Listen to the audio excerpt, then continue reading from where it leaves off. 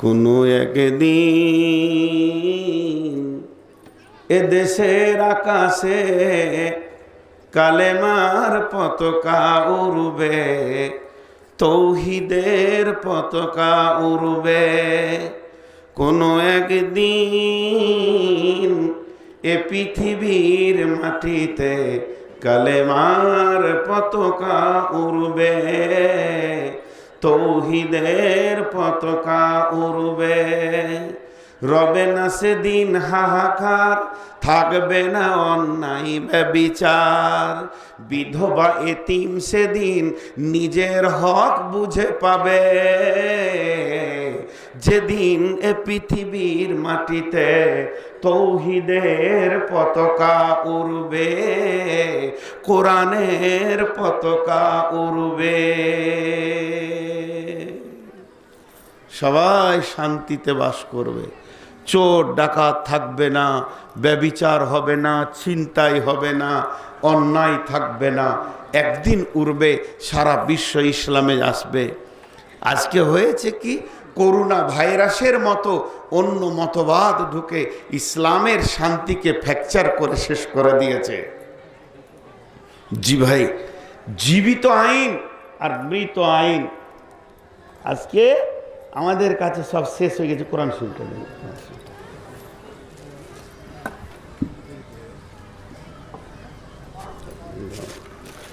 আজ আমরা দিয়ে গেছেন বিশ্বনবী মেহনত করে, সেটাকে আজকে আমরা ধুয়ে তুলে রেখে দিয়েছি।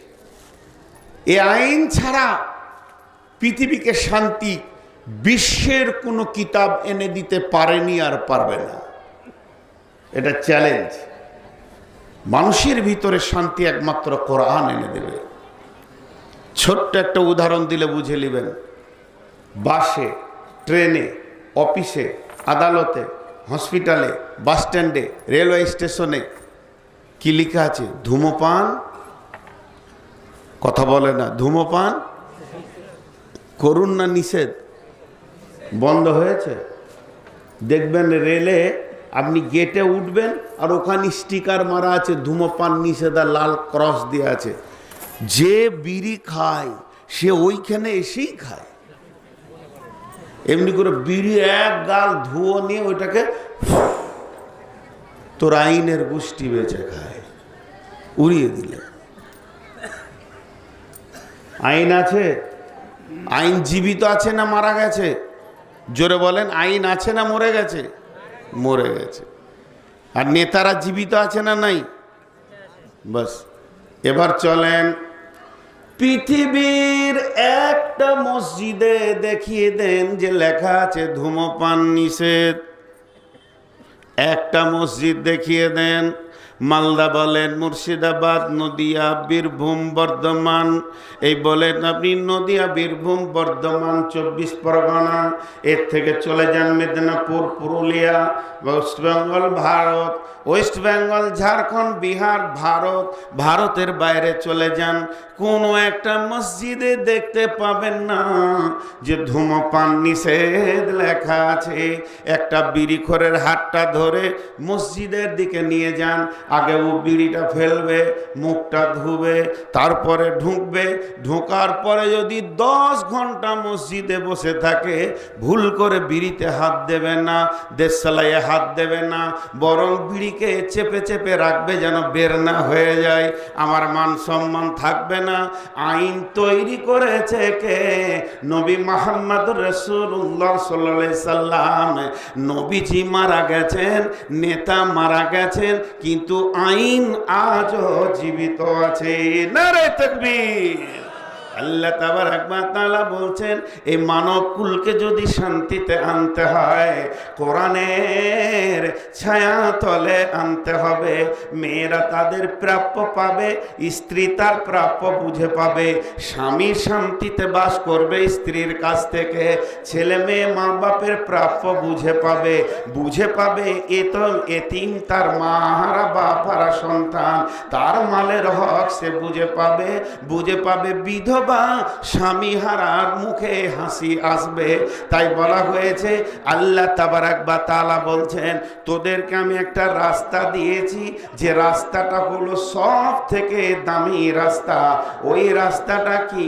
ইয়া বানি আদামা আল্লাহ তা'বুদু শাইতানা ইন্নাহু লাকুম আদুউম মুবিন ওয়া আনি'বুদুনি হাদা সিরাতুম মুস্তাকিম।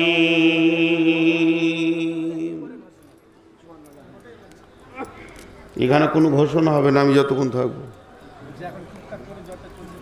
কি হলো বলেন? ভাত বেড়ে গেছে নাকি? আরে আমাকে বলতে দেন না। ওরা ভাবছে যে খুব মৌলবিটা বদমাশ বটে, তো চাও খেতে দিচ্ছে না, ওরা ভাতও খেতে দেবে। যারা ভাত খাবে খেয়ে চলে আসেন। তাহলে তো আমি বাদ আছি, প্রথমে আমি যাই। শোনেন, কেউ খেতে যান না এখন, কথাগুলো শোনেন, গুরুত্বপূর্ণ আছে।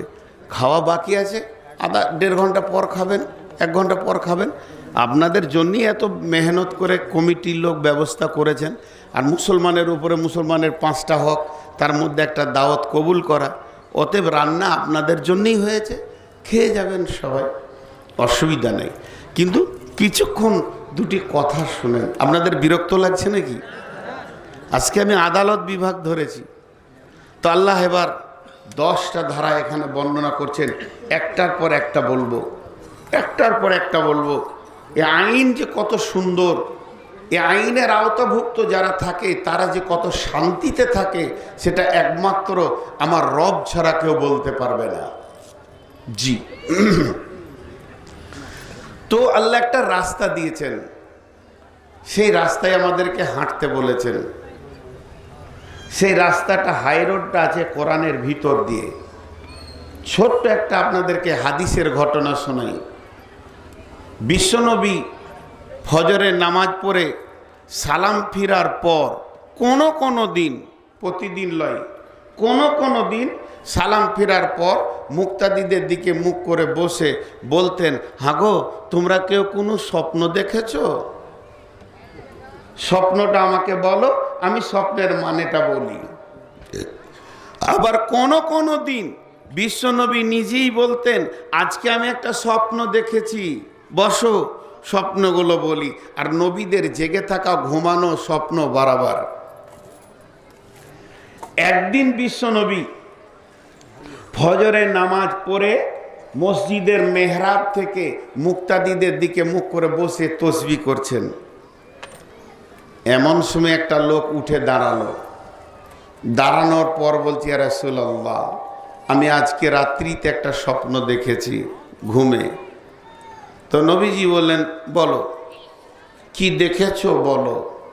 ও বলতে শুরু করলো যে একটা ঘন কালো জমাট মেঘ আমার মাথায় আসলো, এত ঘন কালো যে এক্ষুনি বৃষ্টি হবে। তারপরে দেখছি বৃষ্টি শুরু হয়ে গেল। বৃষ্টি যখন শুরু হলো, তো ওটা পানি বর্ষণ হচ্ছে না, দুধও নয়, শরাবও নয়, আজীব জিনিস, মধু বর্ষণ হচ্ছে। তারপরে ইয়া রাসূলুল্লাহ দেখছি জিন আর ইনসান, মানুষ আর জিন সেই মধু খাওয়ার জন্যে এরকম করে হাত পেতে ধরে আছে।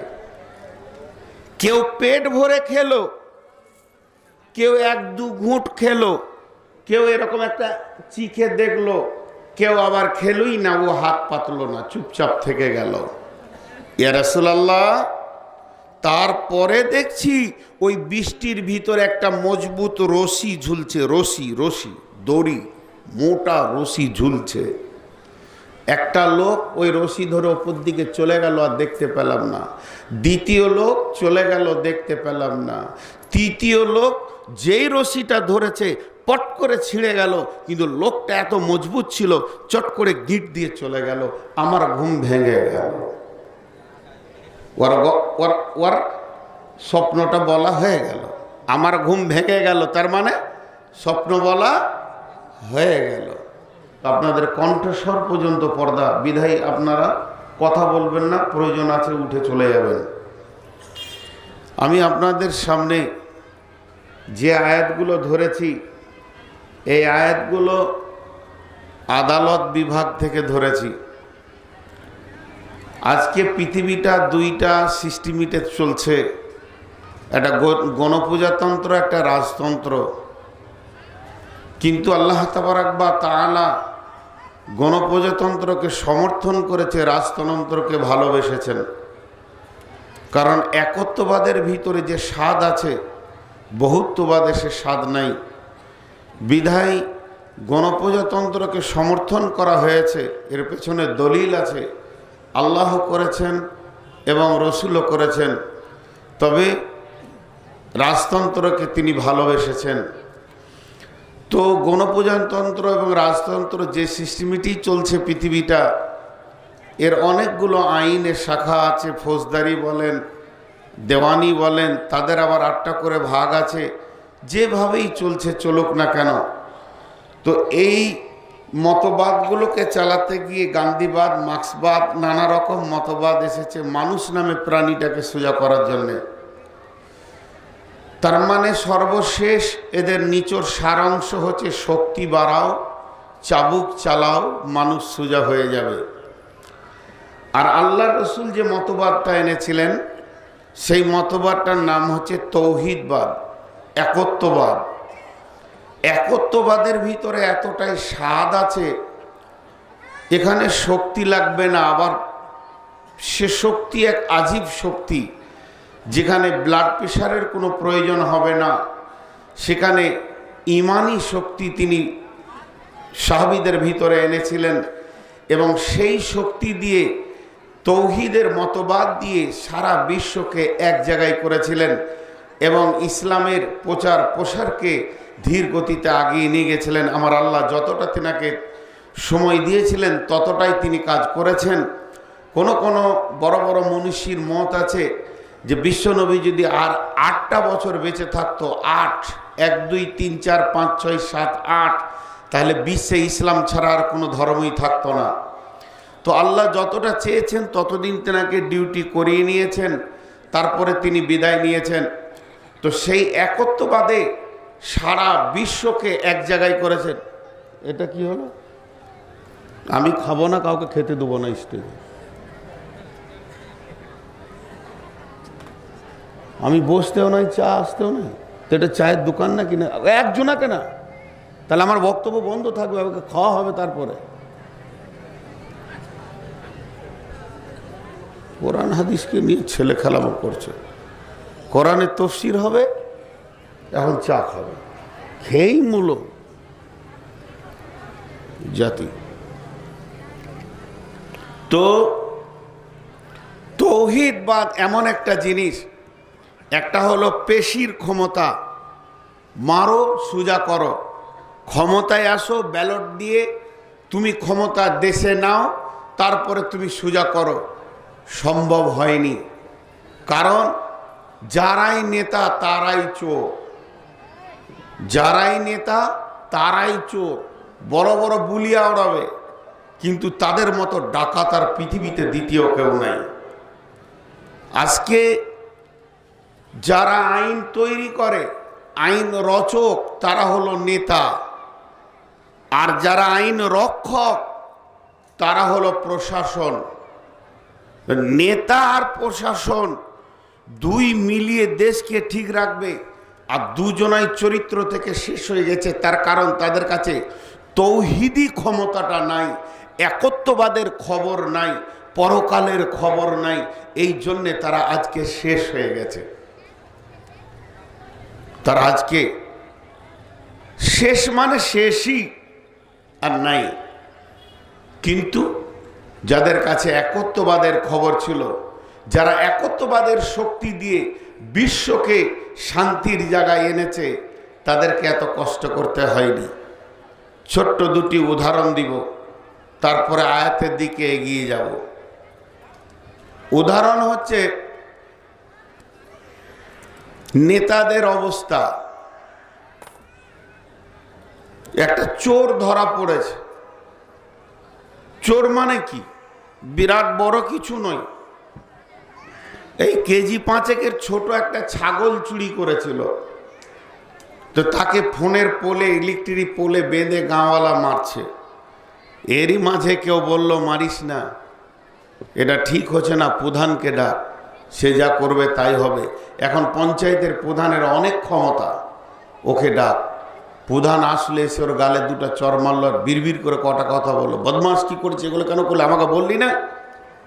আমাকে বললে তোকে 20 কেজি 50 কেজি গম দিতাম, কি অভাব গেছে যে তুই চুরি করতে এলি?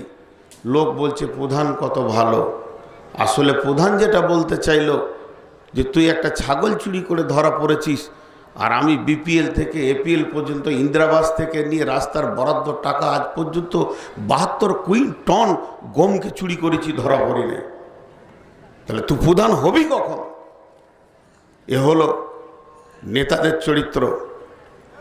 রাসূলুল্লাহ সাল্লামের নেতার খবর, একটার সঙ্গে আর একটা না দিলে দাড়িতে ওজন হবে না।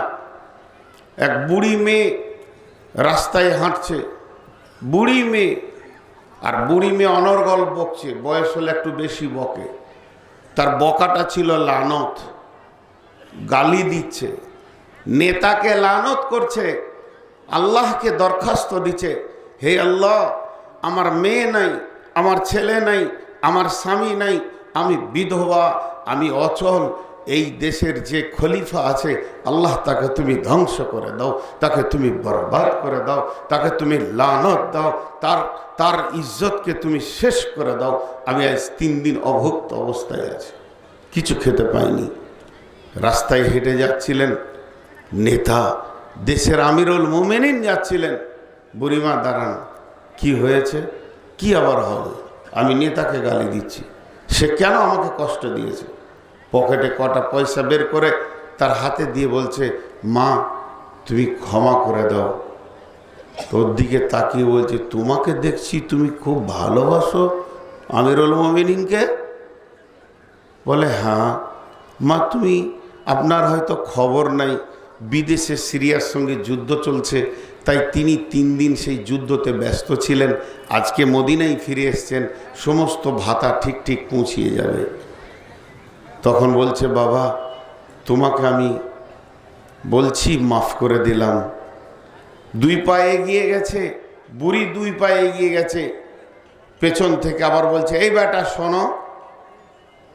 তখন আমিরুল মুমিনিন ভাবছেন, আবার নতুন কিছু হলো না কি রে বাবা? ওর মাথায় হাত দিয়ে বলছে, বাবা আমার মন বলছে এই দেশে যে আমিরুল মুমিনিন আছে তাকে আল্লাহ গদি থেকে নামিয়ে দিয়ে ওই গদিটা তোমাকে দে। তখন উনি হেসে বলছেন, মা আপনার বিধবা ভাতা আনতে যখন রাজ দরবারে যাবেন তখন দেখবেন আল্লাহ আমাকে রাখোয়াল বানিয়ে রেখেছে। এই নেতাটা কে? নেতার নামটা গোপন রাখলাম, কে?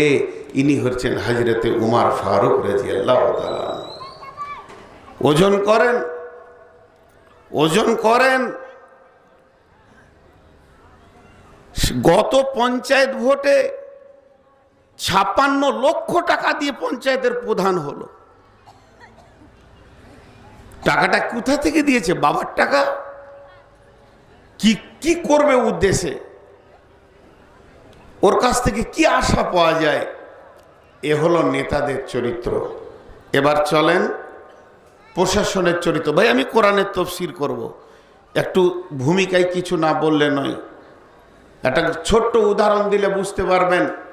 রাত্রিবেলায় যে আমরা গাড়ি নিয়ে চলাফেরা করি, ডাকাতকে ভয় নাই কিন্তু পুলিশকে ভয় আছে। এরা যতটা ডাকাতি করে অন্য কেউ করে না। খাকি পোশাকটাই ওদের ডাকাতি করার আসান করে দিয়েছে। আর যেগুলো সিভিক নতুন চাকরি পেয়েছে এদেরকে দেখলে আবার এসপি মনে হচ্ছে, এদেরকে দেখলে এসপি মনে হচ্ছে।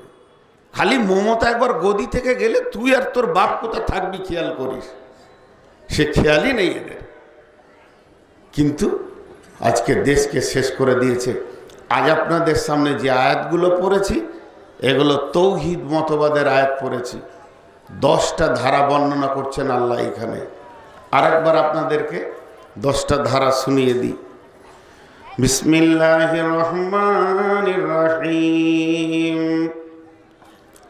কুল তাআলাউ আতুলু মা হাররামা রাব্বুকুম আলাইকুম আল্লা তুশরিকু বিহি শাইয়া ওয়া বিল ওয়ালিদাইনি ইহসানা ওয়ালা তাকতুলু আওলাদাকুম মিন ইমলাকিন নাহনু নারযুকুকুম ওয়া ইয়্যাহুম ওয়ালা তাকরাবুল ফাওয়াহিশা মা জাহরা মিনহা ওয়া মা বাতান ওয়ালা তাকতুলু নাফসাল্লাতী হাররামাল্লাহু ইল্লা বিল হাক্কি যালিকুম ওয়াসাকুম বিহি লাআল্লাকুম তা'কিলুন ওয়ালা তাকরাবু মালাল ইয়াতীমি ইল্লা বিল্লাতী হিয়া আহসান হাত্তা ইয়াবলুগা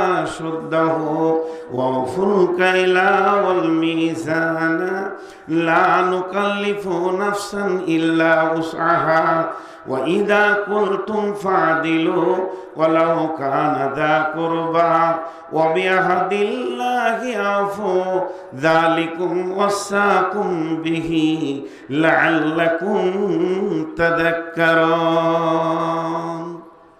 দুটো আয়াতে 10টা ধারা বর্ণনা করলেন। যে শেষ আয়াতে কি বলছেন? ওয়া আন্না হাযা সিরাতি মুস্তাকিমা ফাত্তাবিউহু ওয়া লা তাত্তাবিউ সুবুলা ফাতাফাররাকা বিকুম আন সাবিলি যালিকুম ওয়াসাকুম বিহি লাআল্লাকুম তাত্তাকুন।